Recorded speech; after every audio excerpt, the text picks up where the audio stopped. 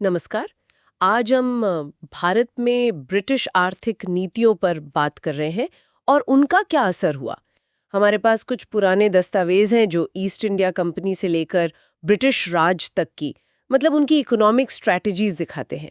तो आज हम इन्हीं को थोड़ा गहराई से देखेंगे, समझने की कोशिश करेंगे कि भाई भारत की अर्थव्यवस्था आखिर बदली कैसे। तो चलिए कहानी शुरू करते हैं ईस्ट इंडिया कंपनी से। वो तो शुरू में एक ट्रेडिंग कंपनी थी बस, है ना? हाँ, बिल्कुल, बिल्कुल।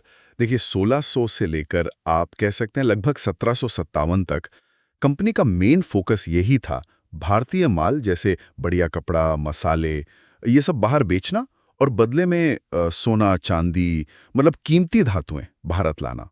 उनकी कमाई का मुख्य जरिया असल में यही भारतीय उत्पाद थे। इनकी डिमांड बहुत थी बाहर। हाँ, मतलब एक सिंपल ट्रेड चल रहा था।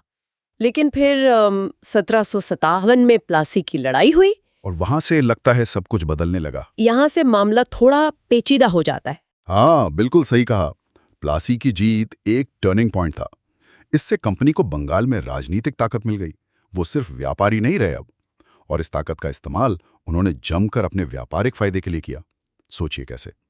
उन्होंने भारतीय बुनकरों को मजबूर किया कि वो कम दाम पर अपना माल बेचें। मतलब उन्हें कोई और ऑप्शन ही नहीं दिया। अपने जो लोकल कॉम्पिटिटर्स थे या दूसरे विदेशी व्यापारी, उनको साइडलाइन कर दिया। और तो और कच्चे कपास के बाजार पर उन्होंने एक तरह से कब्जा कर लिया, मोनोपोली बना ली। इससे बुनकरों के लिए लागत और बढ़ गई, महंगा पड़ने लगा उन्हें। अच्छा, यानी कि सिर्फ व्यापार नहीं बल्कि सत्ता का इस्तेमाल करके उन्होंने एक तरह से पूरे खेल के नियम ही बदल दिए। और इसी दौरान जहां तक मुझे याद है, ब्रिटेन में इंडस्ट्रियल रेवोल्यूशन भी तो चल रहा था। उसका क्या कनेक्शन था इससे? हाँ, बिल्कुल सही है। ब्रिटेन में उस वक्त बड़ी तेजी से बदलाव आ रहे थे। उनका ग्लोबल ट्रेड बढ़ रहा था, पैसा आ रहा था, और नई टेक्नोलॉजी आ रही थी, जैसे स्पिनिंग जेनी, स्टीम इंजन वगैरह। इससे उनका प्रोडक्शन बहुत बढ़ गया, मास प्रोडक्शन होने लगा। अब उन्हें दो चीज़ें चाहिए थी। एक तो अपनी फैक्ट्रियों के लिए सस्ता कच्चा माल, और दूसरा अपने तैयार माल को बेचने के लिए बड़ा बाजार। और भारत इन दोनों के लिए एकदम फिट बैठता था। बिल्कुल। भारत तो जैसे सोने की खान था उनके लिए इस मामले में। कच्चा माल भी यहाँ और इतना बड़ा बाजार भी यहीं। और ब्रिटिश सरकार ने भी अपनी इंडस्ट्रीज के प्रेशर में ऐसी नीतियां बनाई जो भारत को एक सप्लायर और कंज्यूमर बना दे। नतीजा नतीजा ये हुआ कि भारत का जो अपना पारंपरिक उद्योग था, खासकर कपड़ा उद्योग, जो सदियों से इतना मशहूर था, वो ब्रिटेन के सस्ते मशीन से बने माल के सामने टिक नहीं पाया, बुरी तरह पिट गया। ओहो, तो इसका मतलब तो भारत के जो हुनरमंद कारीगर थे, शिल्पकार थे, उन पर तो बहुत ही बुरा असर पड़ा होगा। हाँ, बहुत ही बुरा। सोचिए, जो शहर अपने हैंडीक्राफ्ट्स के लिए जाने जाते थे, वो तेजी से उजड़ गए। उनका मुकाबला ही नहीं था मशीन के माल से। सस्ता पड़ता था वो। और फिर शायद रेलवे ने भी इसमें भूमिका निभाई होगी। बिल्कुल। रेलवे आने से क्या हुआ कि ये जो ब्रिटिश माल था, ये दूर दराज के गांवों तक आसानी से पहुंचने लगा। तो जो बचा खुचा पारंपरिक काम धंधा था गांव में, वो भी धीरे धीरे खत्म होता गया। एक और चीज हुई। पहले जो भारतीय राजे रजवाड़े थे वो कारीगरों को संरक्षण देते थे, उनसे माल खरीदते थे। पैट्रोनेज। हाँ, पैट्रोनेज। उनके हटने से या कमजोर होने से कारीगरों का वो सहारा भी जाता रहा। समझ गए। तो शहरों में कारीगरों की दुनिया उजड़ रही थी, लेकिन भारत तो गांवों का देश था। ज्यादातर लोग खेती पर निर्भर थे। किसानों का क्या हाल था इन नीतियों के चलते? किसानों की हालत भी बहुत खराब थी। उन पर लगान का बोझ बहुत ज्यादा था, हैवी टैक्सेशन। वो पूरी तरह से जमींदारों, सूदखोर साहूकारों और जाहिर है सरकार के रहमो करम पर थे। लगान की दरें ऊंची और फसल का दाम या आमदनी कम, तो नतीजा क्या हुआ? कर्ज। कर्ज। किसान कर्ज के जाल में फंसते चले गए, पीढ़ी दर पीढ़ी। और दिलचस्प बात यह है कि इस सिस्टम में कई पुराने जमींदार भी नहीं टिक पाए, उनकी जमीनें भी बिक गईं। और ये जमीनें अक्सर नए साहूकार वर्ग के हाथ में चली गईं, जिन्होंने फिर किसानों पर और सख्ती की। उनका शोषण और बढ़ गया।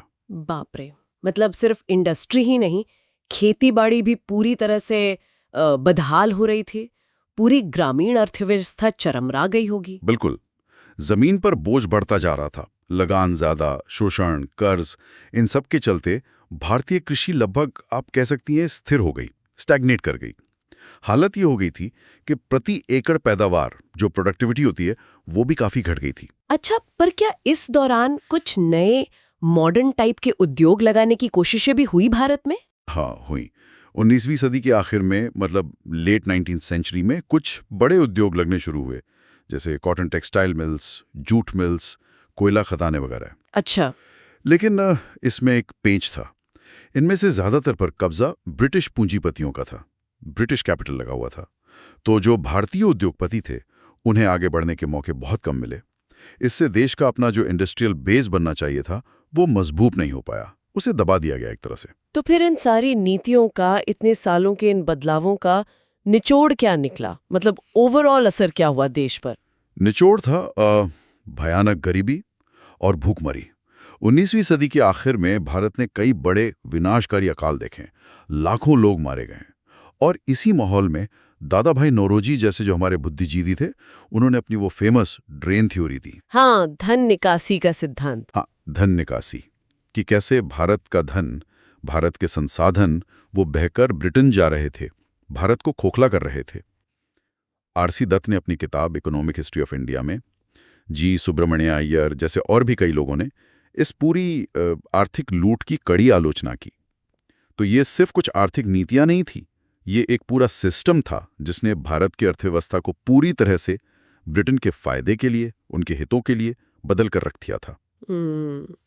तो कुल मिलाकर ये स्रोत हमें यही दिखाते हैं कि कैसे एक समय की आत्मनिर्भर अर्थव्यवस्था को धीरे धीरे तोड़कर उसे एक औपनिवेशिक अर्थव्यवस्था बना दिया गया, जिसका एकमात्र मकसद ब्रिटेन के हितों को साधना था। बिल्कुल सही कहा। और इस इतिहास को समझना मेरे ख्याल से आज भी बहुत ज़रूरी है, क्योंकि ये हमें आज़ादी के बाद जो हमारी अर्थव्यवस्था में दिक्कतें रहीं, जो चुनौतियां आईं, उनकी जड़ों को समझने में मदद करता है। कई ढांचागत समस्याएं वहीं से जुड़ी हैं।